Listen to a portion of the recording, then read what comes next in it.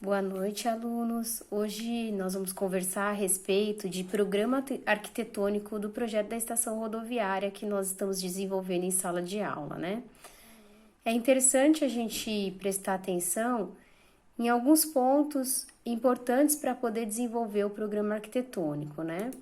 Quando a gente fala em programa arquitetônico, a gente sempre pensa que é importante para desenvolver, né? Como nós já conversamos em sala de aula, nós vamos fazer um terminal rodoviário municipal, né? Então, esse é o tipo de terminal que faremos. Mas a gente viu, quando conversamos sobre mobilidade, que é importante a gente adicionar um modal ativo.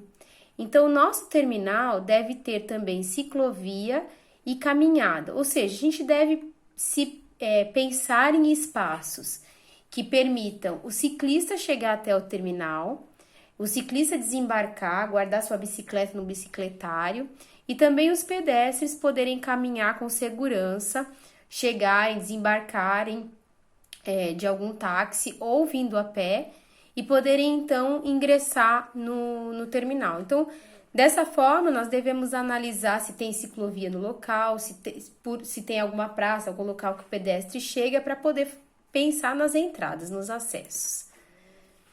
Definido isso, né? Como que a gente cria então um programa de atividades? A primeira coisa que a gente tem que pensar é qual é o número de usuários que ele pretende atender, né? Esse terminal. São 4 perguntas, né? Quantas plataformas de embarque e desembarque eu devo ter? Quais são os espaços que esse terminal deve conter? Quais as dimensões preliminares desses espaços? Eu devo também pensando em todas essas questões, nós vamos migrar por cada uma delas para tentar responder como a gente chegar em todas as respostas para elas, né? Então, primeiro, vamos juntar as duas primeiras, né? Qual o número de usuários e quantas plataformas de embarque e desembarque. Existe um manual de implantação fornecido pelo DNR, que é um manual muito interessante, que orienta vários municípios a projetarem terminais rodoviários. Ele é um manual federal, mas na parte 2 ele vai falar sobre classificação e dimensionamento. E essa parte é muito interessante para a gente. Ele analisa essa classificação para mais ou menos um prazo de 10 anos de uso, sem ele ficar debilitado ou não servir mais para o uso que foi destinado. Quando a gente vai na parte de classificação, ele se baseia como fator principal pelo número de partidas diárias que cada terminal fornece. Isso está na tabela 3.2 do manual. O manual, o manual é esse aqui, ó. Vou disponibilizar para vocês. Esse é o manual do DNR. É com esse manual, então, que a gente vai fazer o nosso trabalho, né? E a gente vai ver que ele tem vários capítulos, mas é esse capítulo assim, classificação e dimensionamento, então, que nós vamos. E voltando lá na nossa aula, na tabela 3.2, ele fixa então o fator principal pelo número de plataformas, pelo número de partidas diárias. E o número de plataformas vai vir então desse fator principal, que é o número de partidas. Para a gente entender um pouco, eu entrei no site, que é esse site Estou no Ponto, que tem todos os itinerários de ônibus de Pindamonhangaba, e eu listei para o terminal central quais são as linhas que saem desse terminal e quantas partidas elas fazem por dia. Isso não é difícil da gente conseguir, né? Porque se eu vier aqui, ó, esse é o site, né? Então, horários de ônibus de Pinda, a gente vem aqui e consegue, então, deixa eu melhorar aqui para vocês. Então, por exemplo, eu quero esse do Araretama, né? Um exemplo. Eu tenho todos os números de partidas. Isso é possível fazer para qualquer município. Quando eu venho, então, nesse manual, eu vou ver que eu tenho tabelas. Eu tenho algumas tabelas que são importantes para dimensionar. Eu coloquei elas aqui no PowerPoint, que fica até mais fácil. Então, por exemplo, Aqui, eu tenho a tabela 3.2, ela vai dizer qual que é, a partir do número de partidas diárias, qual é a classe do meu terminal. O terminal que eu analisei, que é o terminal central de Pinda, ele tem ao todo, ó, 134 partidas. Logo, ele estaria nessa classe F, que seria de 81 a 150. Mas, analisando que nós não vamos substituir esse terminal em Pinda, e iremos, então, fazer um terminal novo, a gente pode usar essa linha da classe G. Isso significa que o número de partidas seria de 25 a 80, tendo o número máximo simultâneo de 2 a 5 partidas. Então, o número de plataformas de embarque seriam de 2 a 5 para atender o máximo simultâneo e o número de plataformas de desembarque de 1 a 2. Continuando, beleza, já sabemos então dimensionar as plataformas. Como então a gente deve dimensionar os espaços? Quais são os espaços? Nós vamos nos basear nos estudos de caso que a gente fez, né?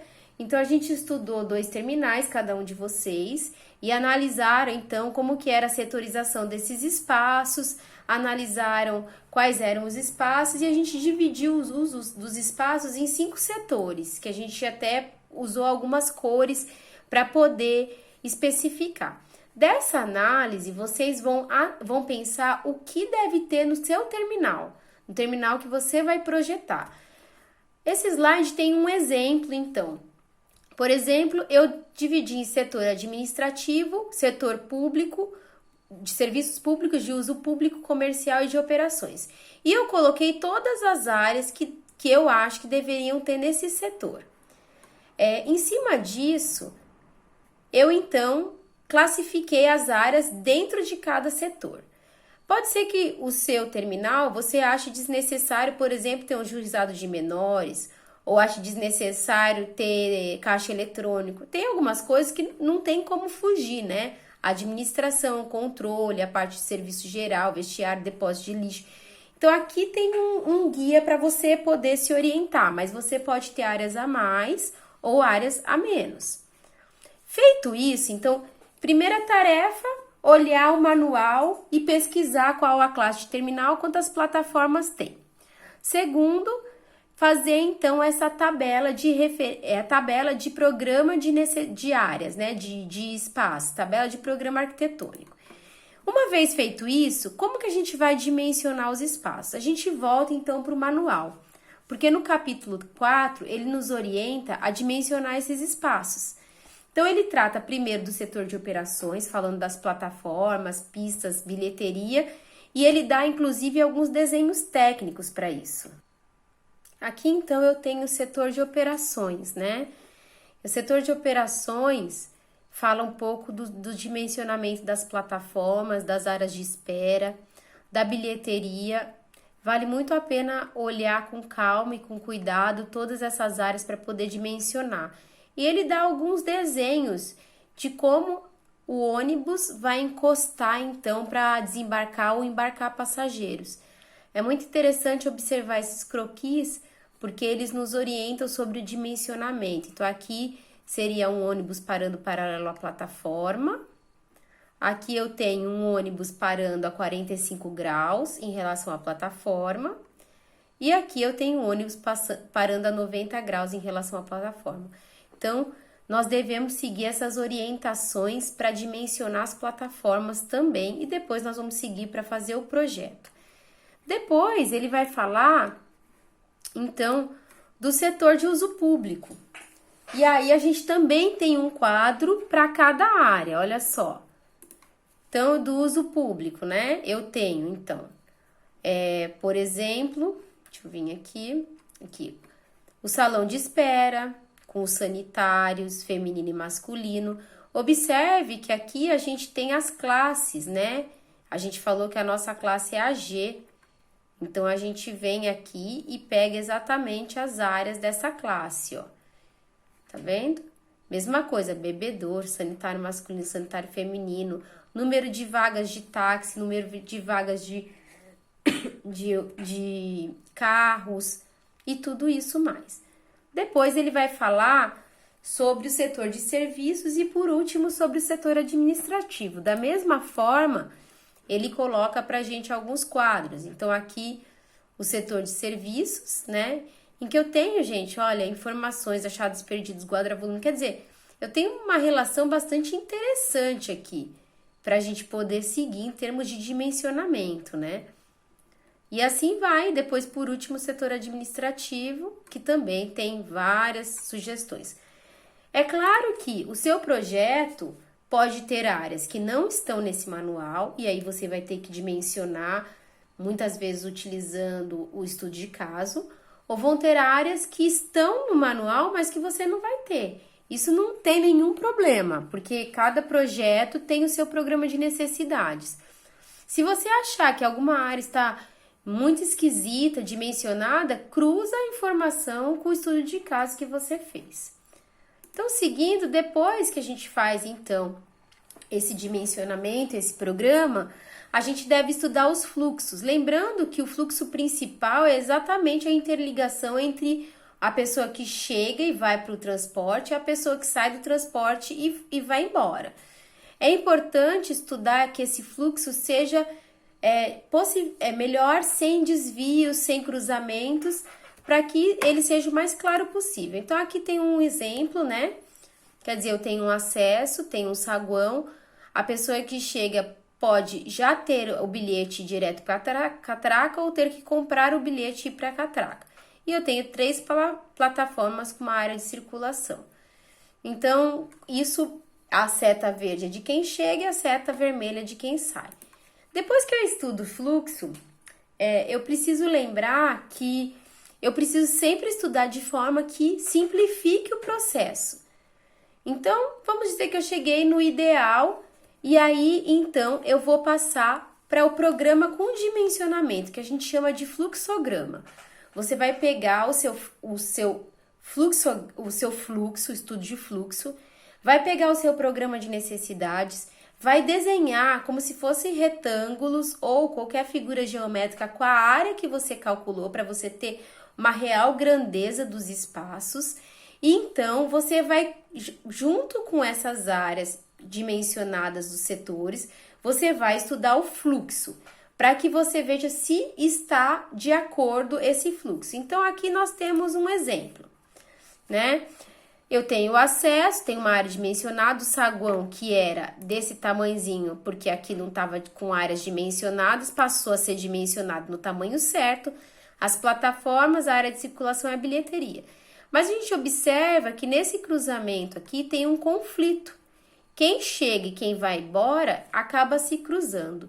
E isso parece uma bobeira, mas não é. Porque muitas e muitas vezes a gente vê esse problema em vários terminais. Eu tenho experiência, o terminal, por exemplo, de metrô da Estação Paulista, acontece muito isso. Se você desce na linha amarela e vai para a linha verde, é um transtorno, porque o fluxo ou não foi pensado ou não foi achada uma alternativa melhor. Mas as pessoas se esbarram, é muito complicado. Então, o ideal é a gente pensar isso em projeto para que não tenha problema posteriormente. Então, vendo esse conflito, chegou-se a uma solução. Em vez de eu fazer os acessos todos passarem por aqui, a solução foi quem sai passar por uma outra região, uma outra lateral. Porque quem sai não precisa passar pela catraca, quem sai não necessariamente vai comprar bilhete, porque está indo embora, então pode ir direto para o saguão, e isso então resolve todo o meu problema de fluxo. Eu coloquei a bibliografia também, para que se vocês quiserem consultar, vocês possam consultar, mas eu vou disponibilizar no AVA o manual e vou disponibilizar também alguns modelos para que vocês façam. O que é a tarefa, então, dessa aula? Vocês vão pegar, já tem o terreno de vocês, que vocês já estudaram toda a localização, vocês já têm a metragem do terreno, e agora vocês vão fazer todas essas etapas. Então, vocês vão, pelo número de usuários, ver o número de plataforma, vocês vão definir as áreas, vão definir todos os setores, os ambientes que vão ter em cada setor, vão definir as áreas de todos esses ambientes, vão pensar no fluxo dos passageiros e depois vão criar o fluxograma com tudo. Então, vocês vão chegar, o resultado final vai ser algo parecido com isso, em que você tem as dimensões dos ambientes, todos os ambientes listados e os fluxos desse ambiente, para que na próxima aula, então, a gente comece a fazer o projeto. Eu espero ter ajudado com essa aula, espero que tenha ficado bem claro. Qualquer dúvida, vocês podem entrar em contato comigo, eu estou sempre acessando o AVA, tá bom? Não deixem de acessar os outros materiais que estarão lá. Até mais!